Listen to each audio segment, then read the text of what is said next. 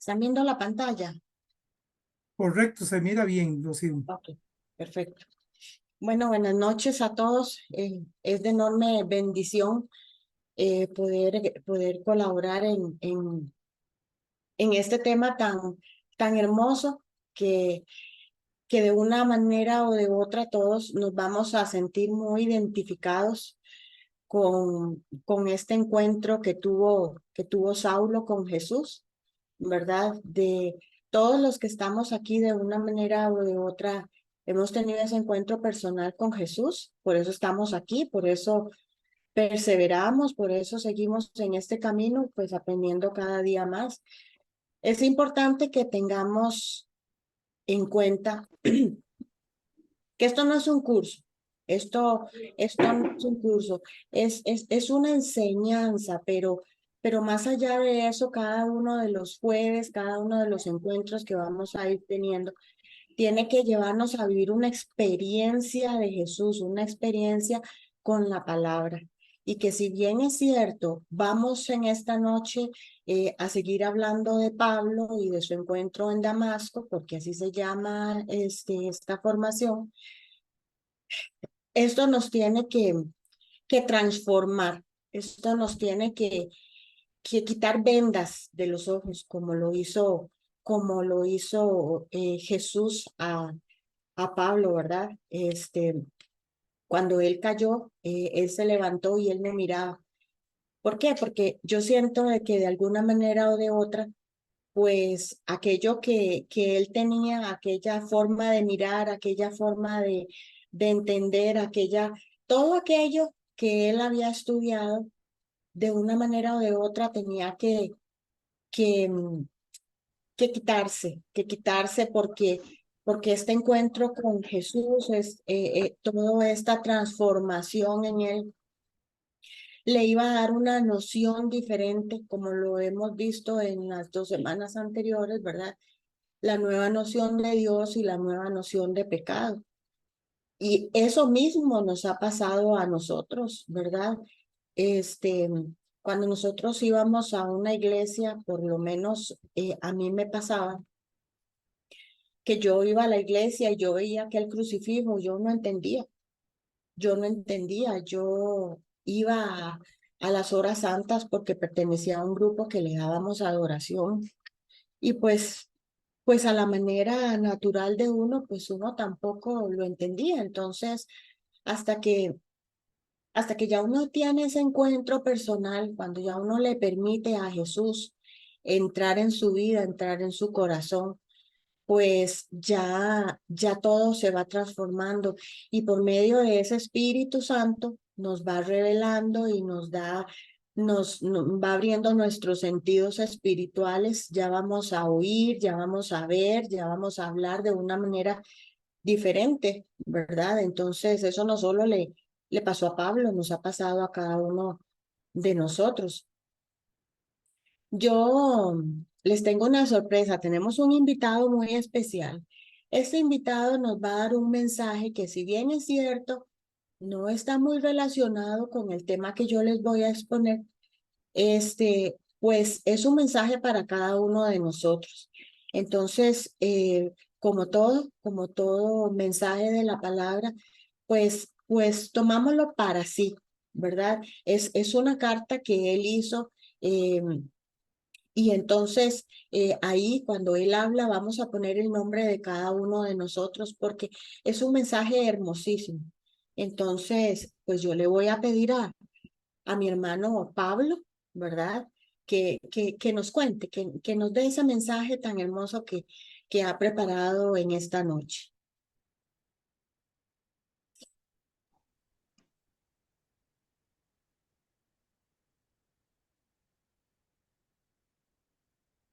Yo, Pablo, y mi hermano Timoteo, siervos de Cristo Jesús, queremos enviar un saludo a los que en la ciudad de Filipos pertenecen al pueblo santo por estar unidos a Cristo Jesús, es decir, a toda la comunidad, con los que la presiden y los diáconos. Que Dios, nuestro Padre, y el Señor Jesucristo derramen su gracia y su paz sobre ustedes. Cada vez que me acuerdo de ustedes, hermanos, doy gracias a mi Dios. Y cuando oro, siempre pido con alegría por todos ustedes, pues ustedes se han hecho solidarios con la causa del Evangelio desde el primer día hasta hoy. Estoy seguro de que Dios, que comenzó a hacer su buena obra en ustedes, la irá llevando a buen fin hasta el día en que Jesucristo regrese. Es muy justo que yo piense así. Que yo piense así de todos ustedes, porque los llevo dentro de mi corazón y porque todos ustedes son solidarios conmigo de la bondad que Dios me ha mostrado. Ya sea que esté yo en la cárcel o que me presente delante de las autoridades para defender y confirmar el anuncio del Evangelio. Pues Dios sabe cuánta nostalgia siento de todos ustedes, con el tierno amor que me infunde Cristo Jesús. Pido en mi oración que su amor siga creciendo más y más todavía. Que Dios les dé, hermanos, les dé sabiduría y entendimiento para que sepan escoger siempre lo mejor. Así podrán vivir una vida limpia y avanzar sin tropiezos hasta el día en que Cristo vuelva. Pues ustedes sentarán sin duda una abundante cosecha de buenas acciones.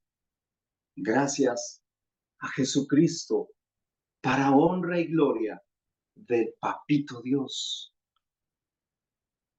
Hermanos, quiero que sepan que las cosas que a mí me han venido, en realidad me han ayudado a anunciar el Evangelio. Pues estas cadenas, esta prisión ha servido para dar testimonio público de Cristo a la gente del palacio y a todos los demás. Y al ver que estoy preso, la mayoría de los hermanos se han animado a anunciar el mensaje sin miedo y con más confianza en el Señor. Es verdad que algunos anuncian a Cristo por envidia y rivalidad, pero otros lo hacen con buena intención. Algunos anuncian a Cristo por amor, sabiendo que mi Papito Dios es quien me ha puesto aquí para defender el Evangelio.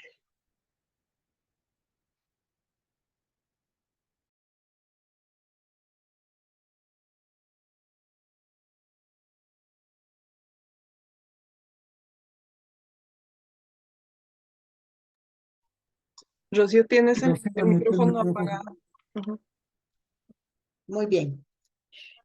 Yo quiero que rescatemos de este mensaje tan hermoso porque es un mensaje para el pueblo de Filipos, pero hoy es un mensaje para ustedes, es un mensaje para mí, como servidores que somos de Jesús. Definitivamente, cuando Dios inicia la obra en cualquiera de cada uno de nosotros la lleva a feliz término. Y definitivamente en este mensaje de Pablo Yo recordaba cuando él escribió en la carta a los Romanos, en el capítulo 20, capítulo 8, versículo 28, que es una cita bíblica que yo siempre llevo conmigo. Dios todo lo dispone para bien. Y en esa circunstancia de Pablo encarcelado, ¿verdad? Que muchos podrían decir, ¿ves de qué te ha servido? Y sin embargo, él aprovechó para escribir. Él siguió evangelizando, no importa las condiciones, no importa los medios. Es un mensaje que hoy nos tenemos que llevar cada uno de nosotros. Que si no podemos salir de la casa, pues en un mensajito. Ahora tenemos muchos medios disponibles, ¿verdad? Pero, pero nosotros no podemos anunciar, no podemos hablar de lo que no tenemos en nuestro corazón, porque es un mensaje hueco, es un mensaje que no cae. En esta noche, esta experiencia nos va a ayudar a descubrir, ¿verdad? ¿Cuáles fueron las transformaciones que tuvo Pablo? Muy bien, vamos a seguir adelante.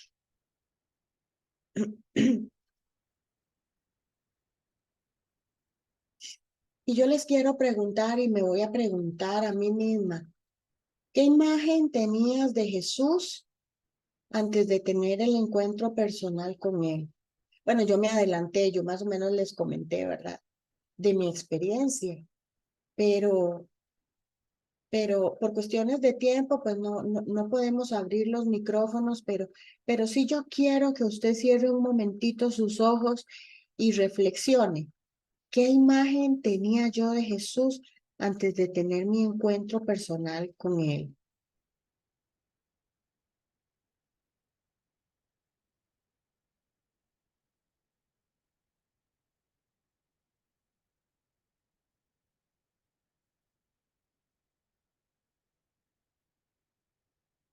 Muy bien, seguimos adelante porque nos gana el tiempo. Ya William pues comentó un poco, ¿verdad? De lo que vimos en las dos sesiones anteriores, en que Pablo, como la primera transformación, cambió su visión de Dios y cambió su visión del papel del pecado. Entonces, de considerar a Dios como el Dios uno, como el inalcanzable, ya lo considera como papá. Ya recibe a Dios como un papá cercano, como una persona que está ahí, como una persona que no te juzga, como una persona que más que todo te ama con un amor incondicional. Y el papel del pecado, ¿verdad?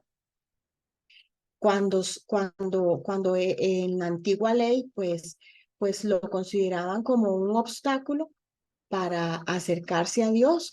Entonces, con su transformación, pues entonces ya él lo concibe como una oportunidad para experimentar el amor de Dios. Y pues vamos a ver en todo el curso que son 6 transformaciones simultáneas que Pablo va a tener en su encuentro hacia Damasco, ¿verdad? Y la primera que fue la noción de Dios, la noción de pecado, y el día de hoy el que nos ocupa, la nueva noción de Jesús. Son transformaciones simultáneas, no es que primero él pasó por el callejón donde cambió su visión de Dios y segundo que se fue por el callejón donde estaba el pecado, no. Es una transformación simultánea que hace el Espíritu Santo que le va revelando a él cada una de estas condiciones para que él cambie su mentalidad y para que él transforme su manera de pensar. Como dice por ahí, cambia tu manera de pensar para que así cambie tu manera de vivir. Y entonces bueno, les puse esta frasecita tan hermosa que son obra de la gracia, ¿verdad?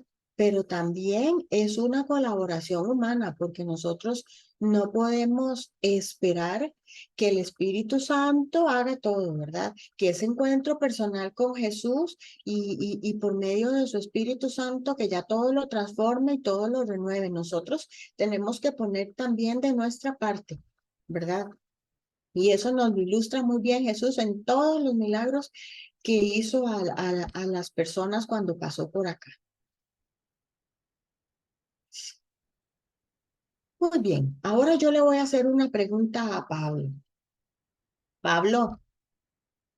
Pablo, ¿cómo es posible que gloriándote de ser judío, de estar circuncidado y siendo un perseguidor encarnizado de Jesús al que considerabas hereje y castigado por Dios en la cruz por él, te conviertas en el mejor apóstol de su evangelio?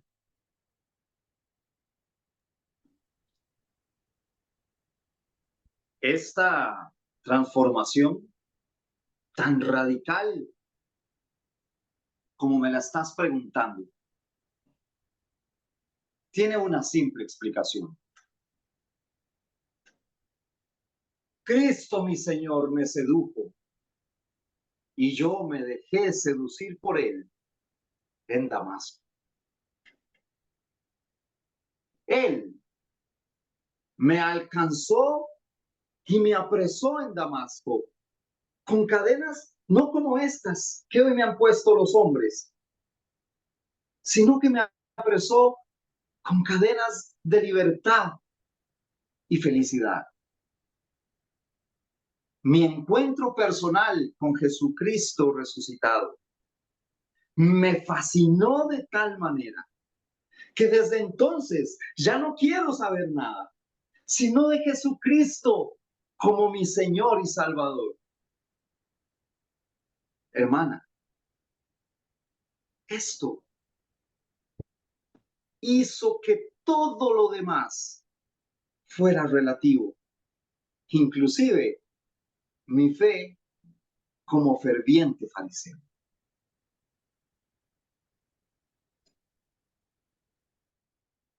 Esta experiencia nos va a mostrar lo que Dios hizo en Saulo, ¿verdad? Pero si Dios lo hizo en Saulo, lo puede realizar también en cada uno de nosotros. Entonces, ahí donde está usted, aquí donde estoy yo, en esta sala hermosa, nos vamos a preguntar, ¿ese encuentro personal con Jesús nos ha fascinado como le fascinó a Pablo? A tal extremo de relativizar todo lo demás. Todo lo demás lo considero basura, dijo Pablo, ¿verdad? Entonces, ahí podemos hacer un examen de conciencia ahí, cada uno con sí mismo y preguntarse eso. Mi encuentro personal con Jesús ha relativizado todo lo demás. Porque si ha relativizado todo lo demás, entonces significa que que Jesús me ha seducido y yo me dejé seducir. Muy bien, vamos a seguir adelante. Ahora vamos a reflexionar en el antes y en el después del encuentro de Saulo con Jesús. Entonces, antes de Damasco se expande la plaga de los seguidores del camino. Y para esto vamos a leer la cita bíblica en el libro de los Hechos de los Apóstoles, capítulo 6, versículo 7.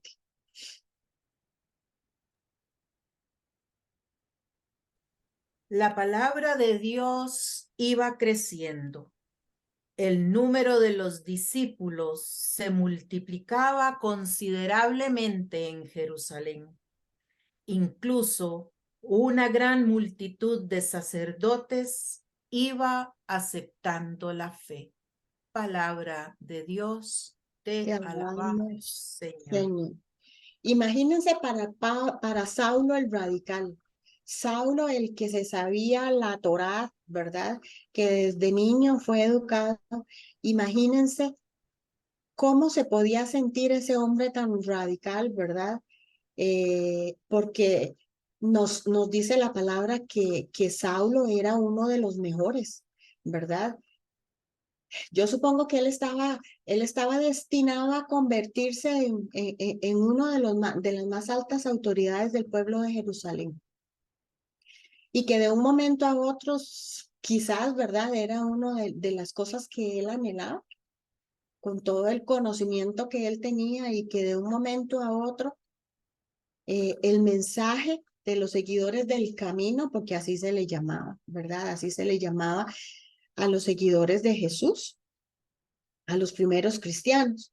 Y ver que a pesar de que él ya no estaba, y eso iba germinando, ¿verdad? Como la buena semilla, eso iba avanzando.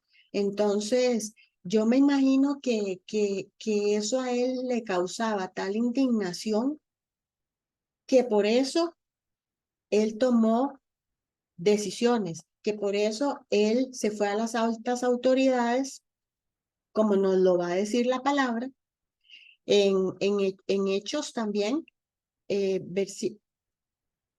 ay, espérenme, me fui para, en Hechos 22, Hechos 22, versículos 4 y 5. Yo perseguí a muerte a este camino, encadenando y encarcelando a hombres y mujeres como ustedes. Certificarlo como pueden certificarlo el sumo sacerdote y todo el consejo de ancianos. De ellos recibí también cartas para los hermanos de Damasco, y me puse en camino con intención de traer también encadenados a Jerusalén a todos los que allí había para que fueran castigados. Palabra de Dios. Te alabamos, Señor. Esta palabra,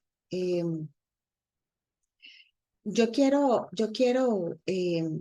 como hacer hincapié en esto, porque si bien queremos hablar de la transformación que el encuentro en Damasco hizo en Saulo y y la noción que él tuvo de Jesús, pero esto nos dice que nos muestra más bien que la actitud de Saulo era fúrica, o sea, Saulo de forma despiadada, ¿verdad? Empezó a perseguirlo y él buscó todos los medios para, según él, encadenarlos y matarlos, ¿verdad? Y sobre todo que blasfemaran, que blasfemaran de Jesús. Entonces, imagínense la clase de persona que era Saulo, ¿verdad? Más era aunque él estaba cumpliendo la ley a cabalidad según su conocimiento, pero imagínense que de amor nada, digo yo, de amor nada, porque yo me imagino que él como no podía agarrar a Jesús, ¿verdad?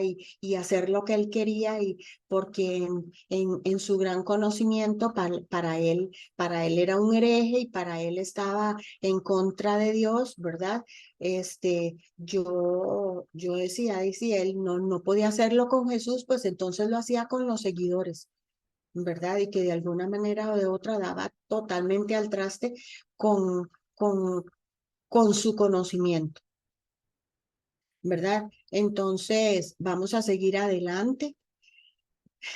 Entonces, nos dice la palabra, ¿verdad? Que la primera, el primer criterio, digamos, que tenía Saulo en contra de estos seguidores del camino era que menospreciaban el templo de Jerusalén, ¿verdad? ¿Y por qué menospreciaban el templo? Porque ellos se reunían en casas a orar. Ellos andaban escondidos porque sabían que los andaban persiguiendo, entonces ya no podían ir al templo a orar. Se iban a las casas a la fracción del pan, ¿verdad? Donde se suponía que se iba a hacer presente un tal Jesús de Nazaret. Esto lo vamos a ir haciendo más puntual para poder avanzar más rápido. Acusaban a las autoridades de Jerusalén de asesinato. Y sí, porque Pedro responsabilizaba a los fariseos, ¿verdad? De haber crucificado, de haber asesinado a su líder, pero al mismo tiempo se contradecía porque había afirmado que Jesús había resucitado. Salvados por la sangre de un ajusticiado. Esto era inaudito, ¿verdad? Esto era inaudito porque para el israelita la sangre era un motivo de contagio. Entonces los nazarenos afirmaban, los seguidores de Jesús afirmaban que la causa de contaminación se convertía en motivo de redención, en motivo de salvación.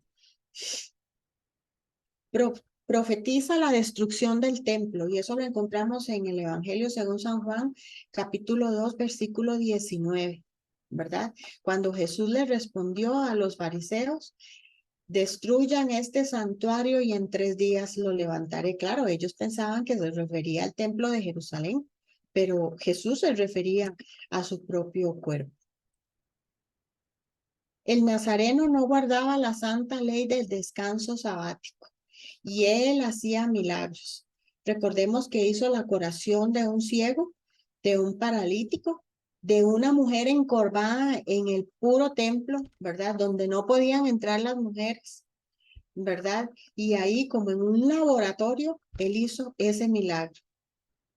Decía que el sábado se hizo para el hombre y no el hombre para el sábado, y que él como hijo del hombre era señor del sábado.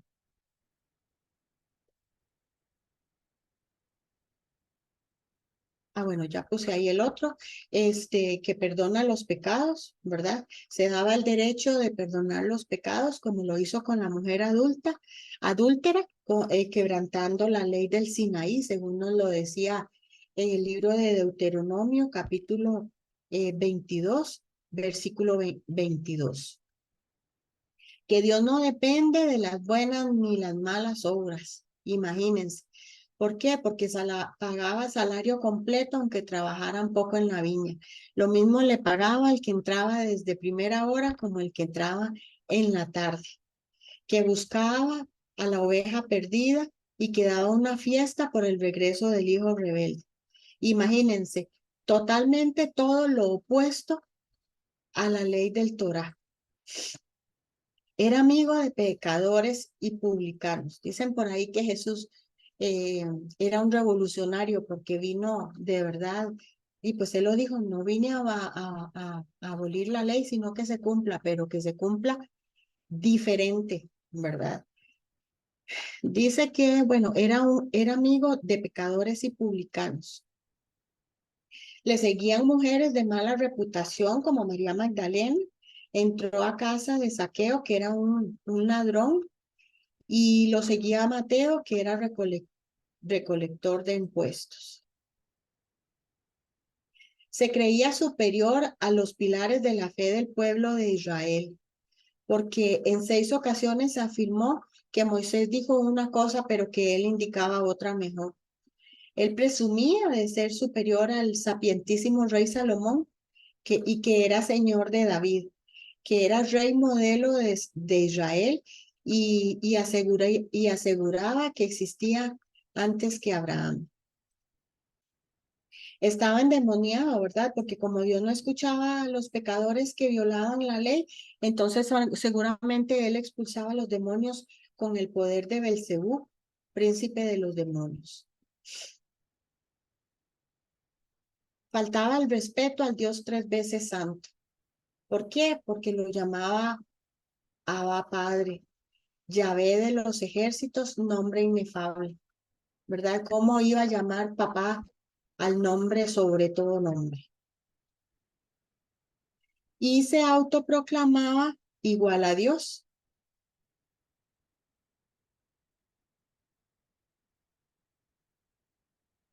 Muy bien, ahora vamos a ver dos reacciones de Saulo, ¿verdad? Antes de Damasco, él se basaba en la ley de Deuteronomio, versículo 21, perdón, capítulo 21, versículo 23.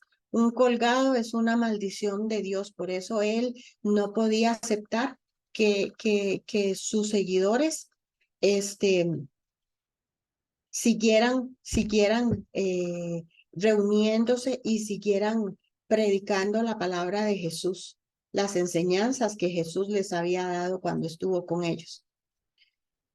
Cuando ya él cambia su noción, entonces en Gálatas 3:13 nos dice la palabra, Macanancito, ¿solo la tiene ahí?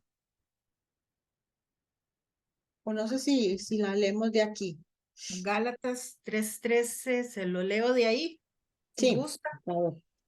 Dice, Cristo nos rescató de la maldición de la ley, haciéndose él mismo maldición por nosotros. Pues dice la Escritura, maldito todo el que está colgado de un madero. Palabra de Dios. Te alabamos, Señor. Pablo concluía que Dios había hecho justicia contra ese laico de Galilea, ¿verdad? ¿Por qué? Porque para Pablo, el que había crucificado a Jesús había sido Dios por toda la desfachatez, ¿verdad? Que según Saulo, Jesús había hecho y que también iba a servir de escarmiento y advertencia a los pecadores.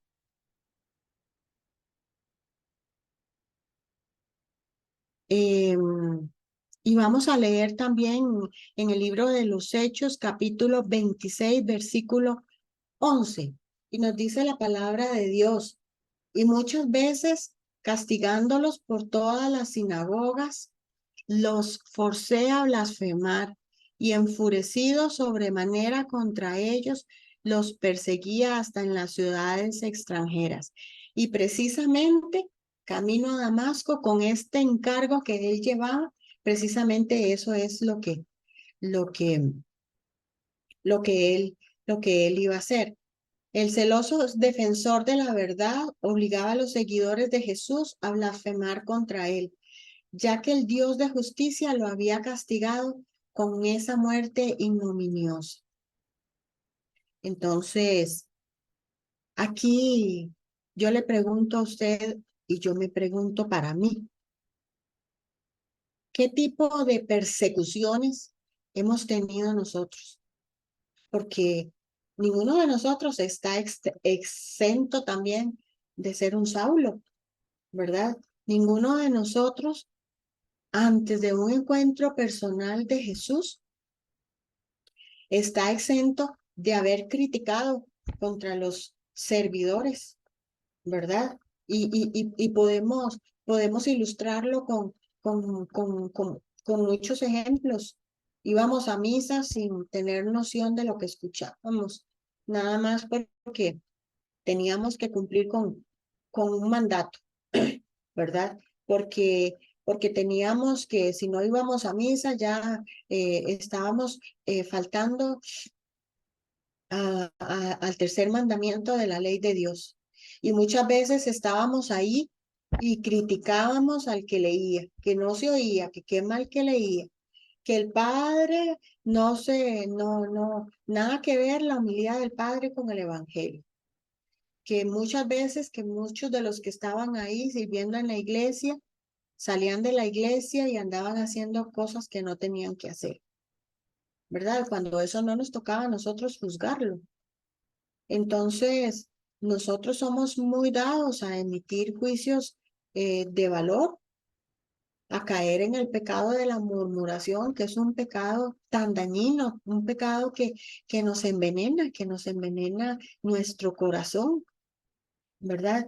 Muchas veces tratando de santulones, de esos panderetas que aplauden, que bailan, que gritan, ¿verdad? Entonces, ahí donde usted está, reflexione. Y yo voy a reflexionar también en estas maneras de ser, de convertirnos en un perseguidor de Jesús.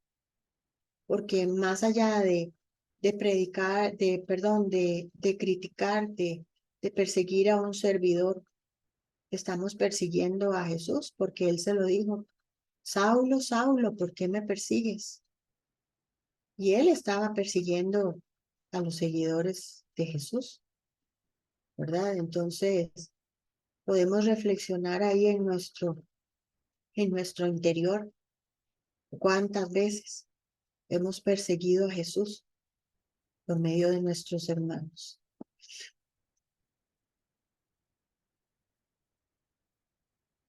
Ahora pasamos a la nueva estructura de la fe de Pablo, fundamentada en 4 pilares.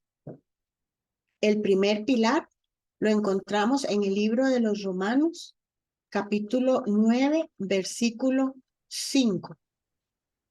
Y No, los patriarcas, de ellos también procede Cristo según la carne, el cual está por encima de todas las cosas. Dios bendito por los siglos. Amén. Palabra de Dios. Te alabamos. alabamos, Señor. Entonces, a raíz de ese encuentro con el resucitado, pues Él transforma radicalmente la concepción que tenía de Jesús por medio del Espíritu Santo de quien recibe la revelación. Estos 4 pilares, por ejemplo, en el primero, Él afirma y confiesa sin ambigüedades la divinidad de Jesús. Jesús es Dios y Dios bendito. El Dios de Israel, sin dejar de ser uno, tiene un hijo que es Dios de Dios, luz de luz, Dios verdadero de Dios verdadero, consustancial al Padre. Es bendito y digno de admiración y gloria. Y esto lo profesamos, ¿verdad? Esto lo profesamos en el credo cuando vamos a la Eucaristía. Siempre que vamos a la Eucaristía, profesamos esto, ¿verdad? Muy bien. El segundo pilar lo encontramos en Filipenses 2, versículo 9 al 11. Por eso Dios lo exaltó y le otorgó el nombre que está sobre todo nombre, para que al nombre de Jesús toda rodilla se doble, en los cielos, en la tierra y en los abismos, y toda lengua confiese que Cristo Jesús es el Señor, para gloria de Dios Padre. Palabra de Dios. Te alabamos, Señor. Jesús Quirios, Señor, mi Señor. Y ustedes recuerdan, bueno, no sé cuántos de acá han hecho el curso de Nueva Vida, ¿verdad? Que en una de sus partes, pues reconocemos el señorío de Jesús. Entonces, ya nosotros no caminamos en función de nosotros mismos, ya nosotros no somos dueños y señores, sino que es Señor, que es Jesús, es Señor. Pero más que Jesús, Señor, Jesús debe ser mi Señor, mi Salvador, ¿verdad? Que toda mi vida debe, debe caminar en función de Él, ¿verdad? Y aquí es donde Pablo relativiza todo lo demás, porque ya para Él Jesús se convierte en su Señor. Y nos volvemos a preguntar, porque esta experiencia es para que nos ayude a transformar por medio del Espíritu Santo, por medio de esta visión que estamos teniendo, que nos revela la palabra. Entonces ahí cada uno de nosotros podemos reflexionar. ¿Es Jesús mi Señor? ¿Es Jesús? ¿Considero a Jesús como mi Salvador? considero a Jesús que proviene del Padre, que ha sido glorificado por Dios, constituido como Kyrios, como mi Señor. Porque Dios lo exaltó y le dio un nombre que está sobre todo nombre. Y nos dice la palabra, para que al nombre de Jesús toda rodilla se doble. Así como caemos nosotros de rodillas cuando en ese encuentro personal recibimos a Jesús como Salvador, reconociendo su grandeza, reconociendo su señorío, reconociendo su poder, reconociendo que nosotros no somos nada sin Él, que todo lo consideramos basura, como dice San Pablo, ¿verdad? Y definitivamente solo cayendo de rodillas ante Él, nosotros podemos reconocerlo como nuestro Señor. Y solamente cayendo de rodillas ante Él nos va a permitir que ese encuentro personal, porque quizás fue un encuentro personal primero, pero el encuentro personal con Jesús, yo siempre lo digo, es un encuentro de todos los días, porque no nos podemos quedar en un encuentro que tuvimos allá en el grupo de jornadas, o en un cursillo de cristiandad, o en un retiro de nueva vida. No, tenemos que avanzar, porque esto es la fe. La fe tenemos que alimentarla y alimentarla con un encuentro personal todos los días, con la oración, con los sacramentos, con todo lo que la iglesia pone en nuestras manos para que ese encuentro cada día se expanda, diría yo, para que ese encuentro como la semillita de mostaza crezca cada día más y dé más fruto para nosotros, para a quienes Dios nos mande, nos envíe, para nuestras familias, ¿verdad? Que no podemos dejar de lado, porque si ya cada uno de nosotros pues ha tenido ese encuentro personal y ha tenido una transformación a lo largo de los años, que no es solamente de un día, como les mencionaba, sino que es una transformación simultánea, como las transformaciones que hizo Jesús por medio del Espíritu Santo en Saulo, ¿verdad? Entonces, eso nos tiene que llevar a hacer testimonio y a hacer testimonio y a orar por aquellos que aún no han tenido ese encuentro, ¿verdad? Que aún no han tenido esa transformación, empezando por nuestra pequeña iglesia doméstica. Vamos con el tercero, eh, con el tercer pilar que encontramos en Primera de Timoteo, capítulo 2, versículo 5. Porque hay un solo Dios y también un solo mediador entre Dios y los humanos, Cristo Jesús, hombre también. Palabra de Dios. Te alabamos, Señor. Y aquí queremos mencionar algo, porque uno siempre lo ve, ¿verdad? Y es a veces lo que los hermanos separados, pues en su desconocimiento también critican. Sabemos que Jesús es el único mediador, ¿verdad? Pero muchos católicos, muchas veces por falta de formación, ¿verdad?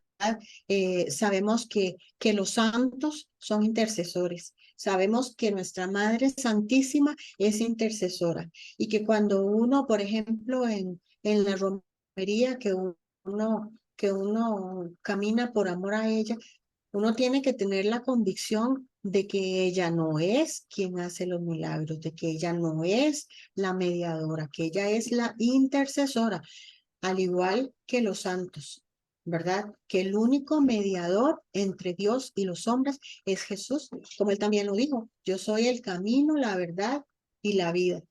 No hay otro medio de comunicación entre Dios y los hombres.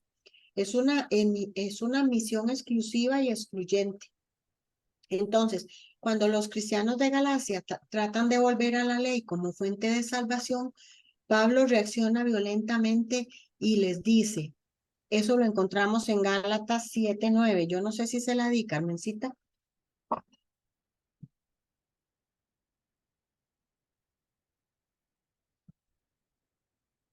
Creo que no se la di. Vamos a ver. No, me diste 1:8. Gálatas 7:9. Ya se las voy a leer. Es que el Espíritu sopla como quiere.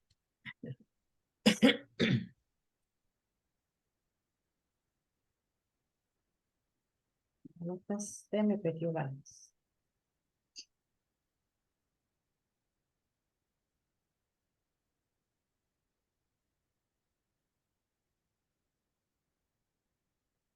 Aquí la tengo, Rocío. ¿Ya la tiene? Excelente, me ganó. Gálatas, Gálatas 7. Gálatas 7, versículo 9. Pero Gálatas no llega hasta 5. Entonces me equivoqué de cita. Vamos a ver. Gálatas 1:8 sí la tengo yo. No, es pues será que yo la puse mal.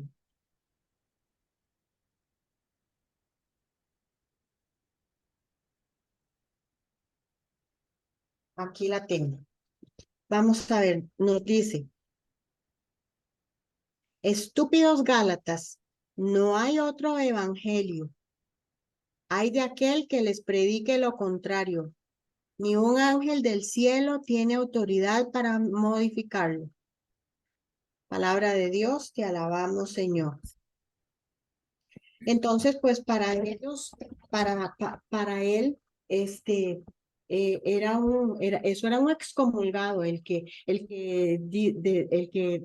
dijera lo contrario, era un anatema, ¿verdad? Entonces, pues eso implicaba que ninguna persona, actividad humana o sistema religioso salvan.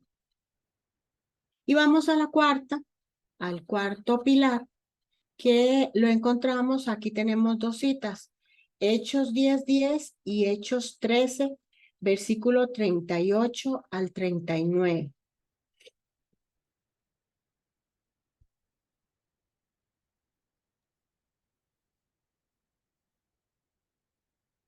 Hechos 10:10. En virtud de esa voluntad quedamos santificados, merced a la oblación de una vez para siempre del cuerpo de Jesús. Palabra de Dios, te Te alabamos. alabamos, Señor. Perdón, Y esa era luego la de Hebreos y ahora vamos con Hechos 13, 38, 39. Tened pues entendido, hermanos, que por medio de éste se os anuncia el perdón de los pecados y la total justificación que no pudisteis obtener por la ley de Moisés. La obtiene por medio de él todo el que cree. Palabra de Dios. te alabamos, Señor. Entonces, Jesús sumo y eterno sacerdote ofrece un sacrificio, su propio cuerpo para la salvación de la humanidad. Ya el culto antiguo con los sacrificios ha sido sustituido por la oblación de Jesús sacerdote, que se ofrece a sí mismo a Dios. Él es sacerdote y víctima a la vez. Así queda abolido el sistema de holocaustos a Dios. El pecado ha muerto en la cruz de Cristo Jesús. La maldición del pecado ha quedado destruida en la cruz de Jesús. Muy bien. Yo les tengo que mencionar que en un momentito. Les tengo que mencionar que tuve así como una inspiración, digo yo, ¿verdad? ¿Por qué? Porque toda esta transformación en Saulo no podía quedar solamente en su mente. Este encuentro con Jesús y esta revelación del Espíritu Santo llegaron directo al corazón. Y entonces nosotros estamos acostumbrados a que cuando hablamos de amor, a que cuando hablamos bueno, de amor, lo relacionamos con el corazón humano, ¿verdad? Sabemos que, pues, que nuestra alma está en nuestra mente, pero siempre hemos sabido que, y nos lo decía, nos lo dice la palabra, ¿verdad? De lo que abunda en el corazón habla la boca. Entonces yo quise ilustrarlo así como para hacerlo de una manera más práctica, ¿verdad? Estos 4 pilares, nosotros sabemos que el corazón tiene ay, se me olvidó la palabra, unas, Arterias, no. estas cositas, ¿verdad? Estas cositas que, Ventrículos. ajá, eso. ¿Cómo dijo? Ventrílocos, bueno, ventrílocos es. Ventrículos. Ventríloco es otra cosa. ¿Qué hace? Ok, entonces sabemos que por ahí fluye la sangre, ¿verdad? Que por ahí entra y sale la sangre que bombea el corazón y es lo que mantiene el corazón con vida. Cuando esto se obstruye, ¿verdad? Bueno, yo no soy médico, pero creo que por ahí anda el asunto. Cuando esto se obstruye es cuando da un, un ataque cardíaco, ¿verdad? Entonces, yo quise ilustrarlo de esta manera porque definitivamente todos estos 4 pilares que transformaron la visión de Saulo después de Damasco tienen su raíz aquí, en su corazón. Al igual que nosotros nos enamoramos de una persona, ¿verdad? Y entonces ya ni siquiera le vemos los defectos a esa persona porque es tal el enamoramiento que solamente queremos estar con él. Entonces, pues este fluir, ¿verdad? Aquí lo hablamos en la palabra, este fluir de la palabra que entra en nuestro corazón y que sale de una manera diferente para que nosotros podamos dar testimonio, para que nosotros podamos predicar la palabra del Señor, para que nosotros nos podamos convertir en personas que puedan dar testimonio, pero un testimonio radical, así como el testimonio radical de Pablo, ¿verdad? Que era radical antes de Damasco y eso le sirvió para que después de Damasco él se convirtiera en uno de los mejores apóstoles, ¿verdad? Donde iba, se convertía muchísimas personas y era tan elocuente su mensaje. ¿Por qué? Porque ya él tenía las bases, ¿verdad? Pero ya las bases de él no estaban en su mente, ya todo el conocimiento de la ley que él tenía ya no solamente estaba en su mente, sino que estaba en su corazón, porque ya había tenido una experiencia de Jesús, ya había tenido una experiencia con el Espíritu Santo, que es quien viene en nuestra ayuda, que es quien viene a llenarnos de su luz, ¿verdad? Para que caigan de nuestros ojos toda venda, toda, toda venda que nos impide recibirlo, toda venda que nos impide ir más allá, ¿verdad? Toda venda que nos impide la comprensión del mensaje, ¿verdad?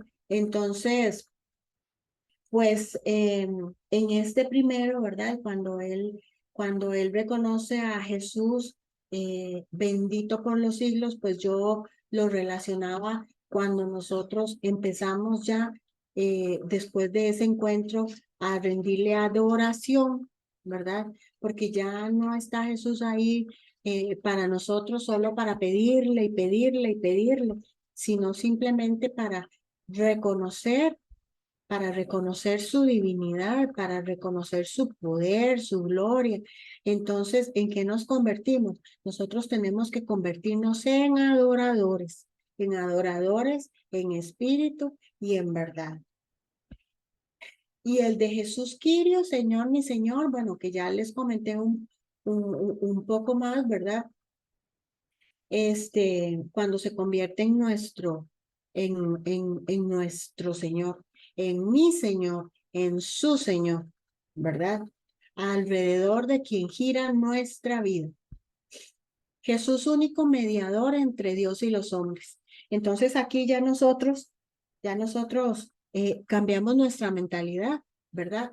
Porque yo creo que a todos nos ha pasado que a veces llegamos a la iglesia, ¿verdad?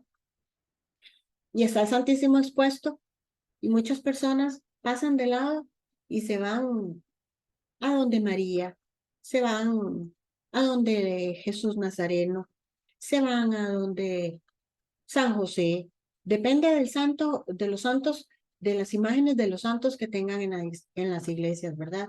Entonces, pues ya nuestra visión tiene que cambiar radicalmente porque ya sabemos que Jesús sacramentado está ahí, que es ahí a quien vamos a adorar, que es ahí con quien nos vamos a encontrar. Entonces ya ese momento de adoración ante el Santísimo ya se convierte en todo para nosotros. Y si no podemos pasar por una o por otra circunstancia, pasamos por la iglesia y nos santiguamos, pero ya sabemos que ahí está Jesús Eucaristía, el mediador ante Dios. Y que si ocupamos algo de nuestro Papá Dios, vamos a pedirle a Jesús para que Él lo presente al Padre. Y el cuarto, sumo sacerdote y víctima, que ofrece un sacrificio y se ofrece. Y eso también nos tiene que llevar. Si entra en nuestro corazón, tiene que salir de alguna forma. ¿Y cómo va a salir esto? Tiene que salir de que nosotros tenemos que entregarnos, que nosotros cada día tenemos que entregarnos a Jesús, que tenemos que entregarnos al servicio, que tenemos que entregarnos a la palabra, que tenemos que entregarnos a la evangelización. Y si no podemos por nuestras ocupaciones o no podemos porque no somos servidores, porque apenas estamos empezando, pues una oración por una persona, un consejito que le damos a alguna persona cuando vemos en cualquier parte, una palabra de aliento, un mensaje de esperanza, qué sé yo, ¿verdad? Dios siempre nos pone los medios para que nosotros podamos dar testimonio de que ya Él vive y de que ya Él reina en nuestro corazón. Entonces, Saulo no ha modificado ni mejorado la visión e imagen que tenía de Jesús, la ha transformado totalmente, tanto que afirma sin ambigüedades que su vivir es Cristo. Ahora está enamorado de aquel que antes odiaba.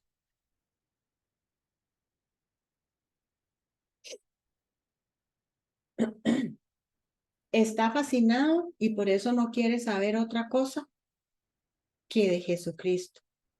En el firmamento de su fe solo hay un sol, Cristo Jesús.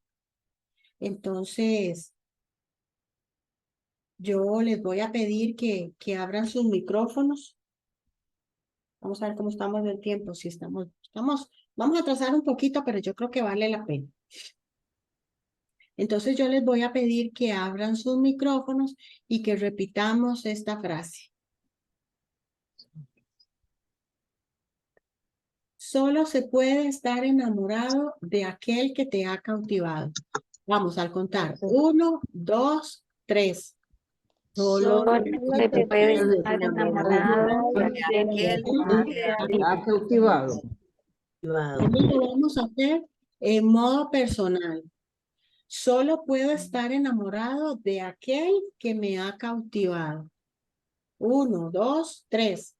solo puedo estar enamorada de aquel que me ha cautivado. Y yo me pregunto, y le pregunto a cada uno de ustedes, ¿te has dejado cautivar por Jesús?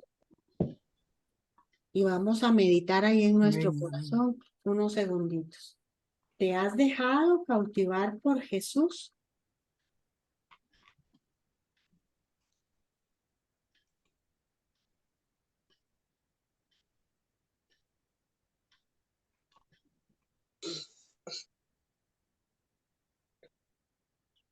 Entonces, el ministerio de la iglesia nos dice por medio de su santidad Benedicto XVI que para Pablo el tesoro escondido en el campo y la perla preciosa era Jesucristo su Señor.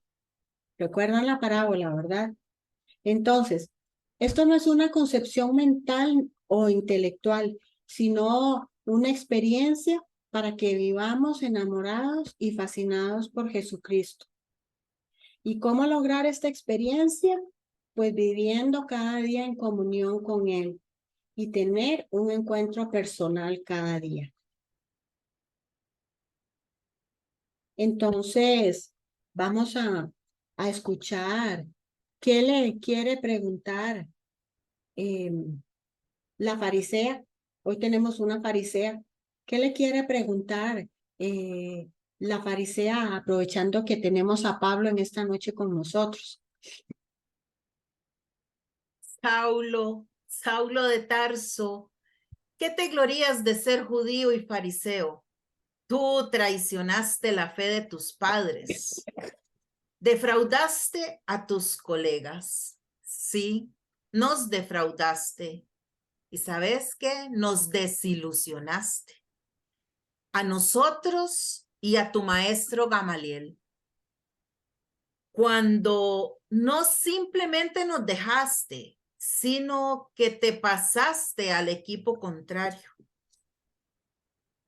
al que tú mismo, Pablo, tú mismo, Saulo, nos convenciste de destruir. Esas cadenas y esa prisión son un castigo divino por haberte hecho discípulo de ese crucificado.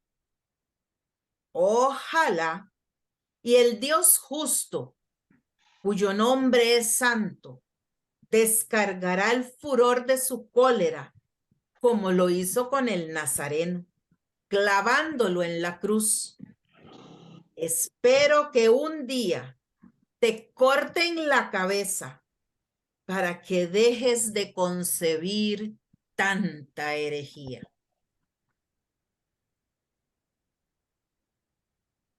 Hermana mía, yo te digo lo contrario.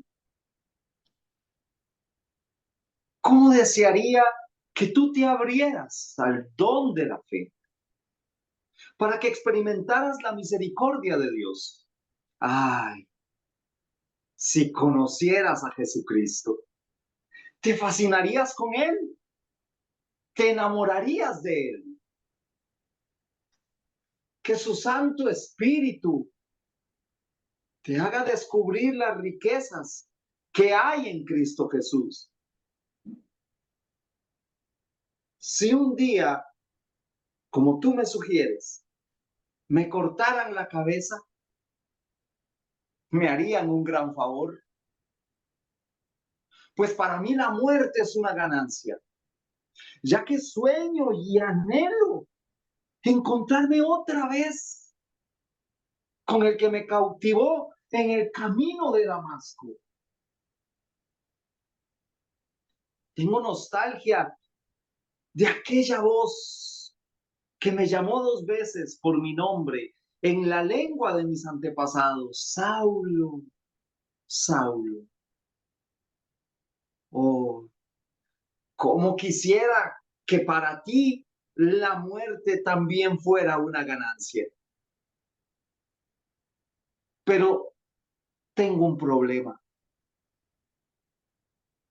¿Sabes cuál es? Creo que mi problema es que sigo enamorado de Jesucristo.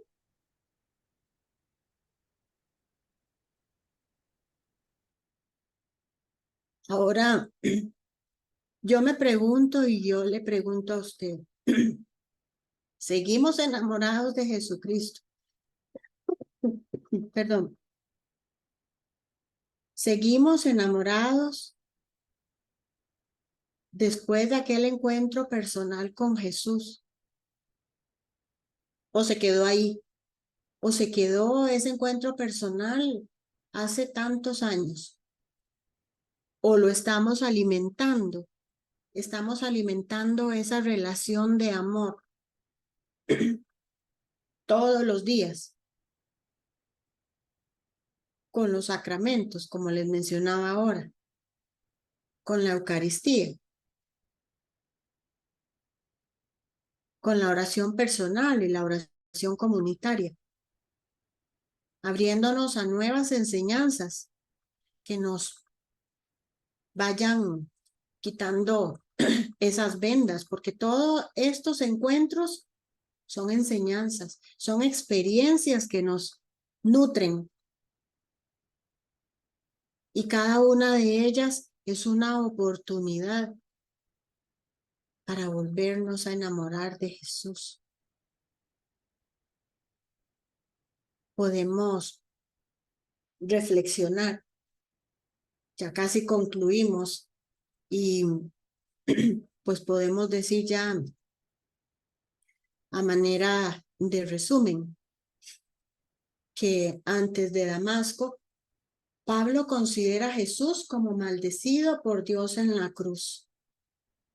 Y después de Damasco, cuando lo confiesa, Dios bendito por los siglos, dobla sus rodillas ante el Señor, único mediador y sumo sacerdote.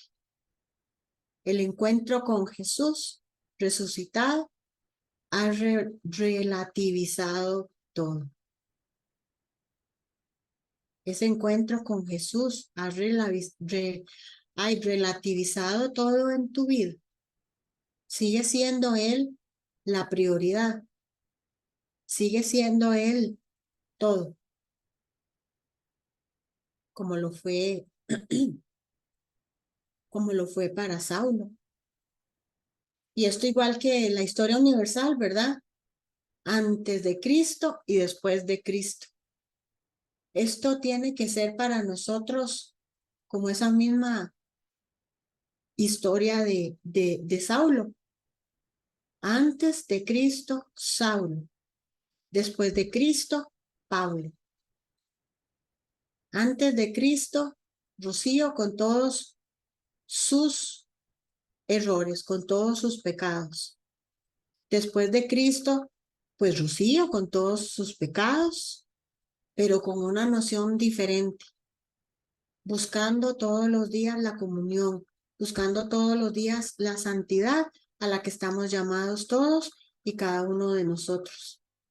Entonces ahí puedes reflexionar para ti mismo. ¿Cómo fue tu vida? Antes y después de Cristo. Si sigue siendo la misma o si te has dejado transformar por medio de Jesús, del que cada día nos debemos enamorar más.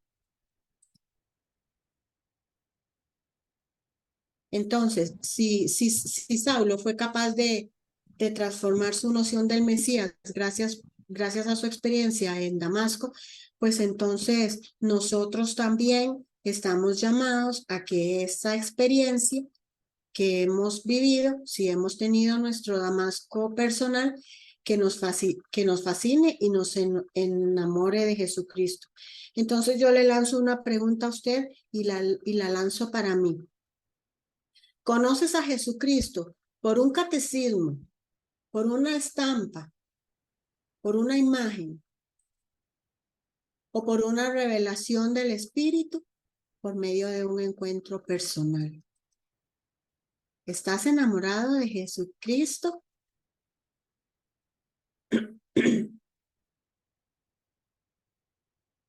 Ahora, yo le voy a hacer una pregunta al hermano Pablo. Pablo, ¿cómo puedes resumir tu experiencia con respecto a Jesús? Un resumen me pides. Te puedo decir, mi vida es Cristo. Más aún, mi vivir es Cristo Jesús, mi Salvador y mi Señor. El Espíritu Santo, con la imposición de manos que me hizo Ananías, transformó no solo mi deseo, mi idea sobre Jesús, sino mi relación con Él. La revelación de Damasco cambió mi forma de pensar y de vivir, mi forma de vivir y de pensar. Para mí ahora el vivir es Cristo. Solo Él le da sentido a estas cadenas.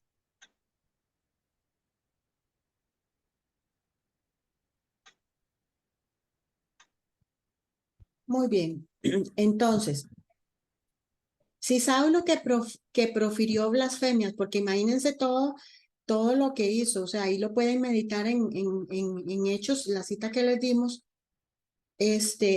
porque fue asesino, ¿verdad? Él fue cómplice de la muerte del primer mártir, que fue Esteban.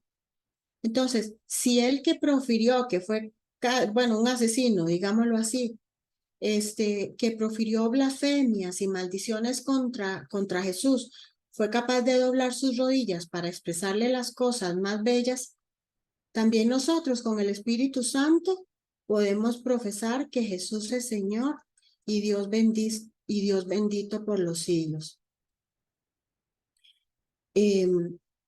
Vamos a entrar en un tiempo de oración. Encuentro aquí, encadenado de manos, pero no encadenado mi sentimiento de amor por ti. Las circunstancias de los hombres me tienen atrapado en lo físico. Pero sabes que mi corazón es libre porque Jesucristo me liberó desde que habló a mi corazón y con el Espíritu Santo ha traído la luz a mi mente y a mi ser. Oh Dios, yo te pido, te suplico, Dios amoroso, Dios creador, redentor nuestro, que te dignes visitar la vida de todos los hermanos que aún no te conocen, que cabalgan como yo por la vida, lo hacía antes de conocerte, encerrado por la oscuridad de quedarme solo en la ley muerta, encerrado solo con la idea de un Dios lejano y criticando todo aquello que pensé que me iba a hacer daño y me estaba apartando y alejando de vivir en la gracia de mi Salvador Jesucristo. Oh Señor, te pido, Jesucristo, visita los corazones de todos estos fieles tuyos que buscan ese encuentro contigo. Dales tu revelación por medio de tu Espíritu Santo.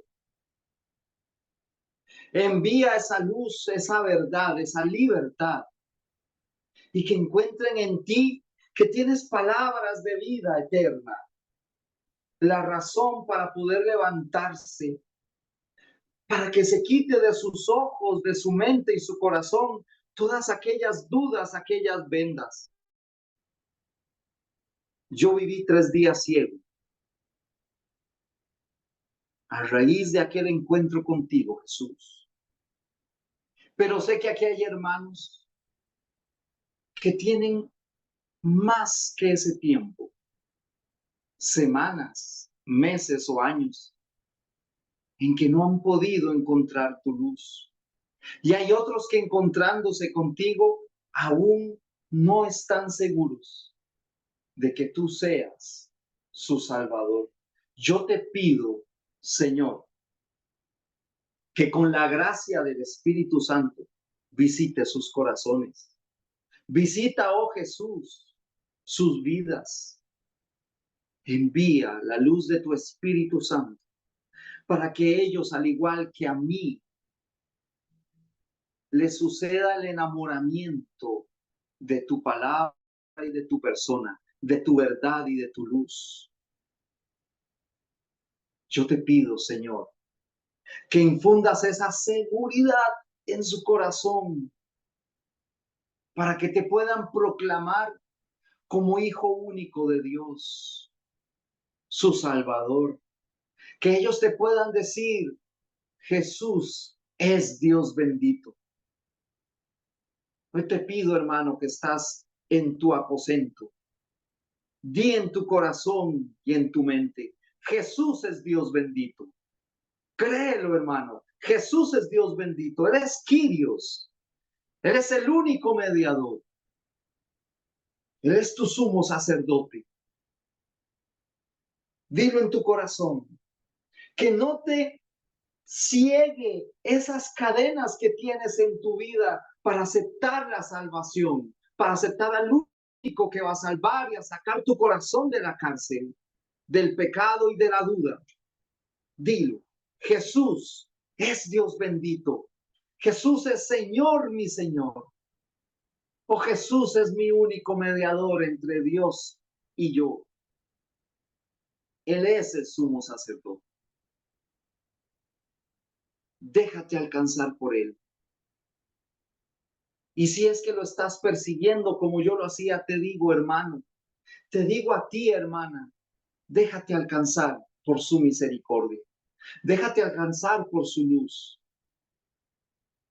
Y que si hay cadenas en tu vida, sean solo las cadenas de amor y libertad que te atan a Él.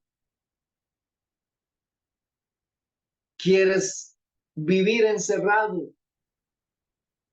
Yo suplico por ti que tu cárcel sea el corazón de nuestro Señor Jesucristo. Finalmente, pido que conozcan, Señor, todos estos hombres y mujeres que tú llamas, que conozcan lo grande y profundo del amor de Cristo, que te conozcan, Cristo, como me dejaste conocerte, para que lleguen a colmarse de la plenitud total de Dios. Oh, gloria a ti, Dios. Gloria a ti, Dios, en la iglesia y en Cristo Jesús, por todos los siglos y para siempre. Amén.